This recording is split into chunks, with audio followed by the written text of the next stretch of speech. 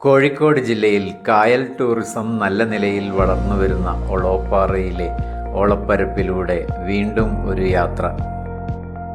കേരള ശാസ്ത്ര സാഹിത്യ പരിഷത്ത് ചേളന്നൂർ മേഖലയും കണ്ണങ്കര നവോദയ വായനശാലയും സംയുക്തമായി സംഘടിപ്പിച്ച ഓണോത്സവത്തിൻ്റെ ഭാഗമായാണ് ഈ യാത്ര. 2024 സെപ്റ്റംബർ 20, 21 തീയതികളിൽ ഒളോപ്പാറയിലെ പ്രഭാകരവിലാസം LP സ്കൂളിൽ നടത്തിയ ഓണോത്സവം പരിപാടിയിൽ ബാലുശ്ശേരി, ചേളന്നൂർ മേഖലകളിൽ നിന്നായി 40ഓളം കൂട്ടുകാരും ഒട്ടേറെ പ്രവർത്തകരും പങ്കെടുക്കുകയുണ്ടായി. ഏറെ രസകരമായ ഒളോപ്പാറയിലെ ബോട്ട് യാത്രയുടെയും ഓണോത്സവം ക്യാമ്പിൻ്റെയും മറ്റു വിശേഷങ്ങളുമായി നമുക്ക് വീണ്ടും കാണാം.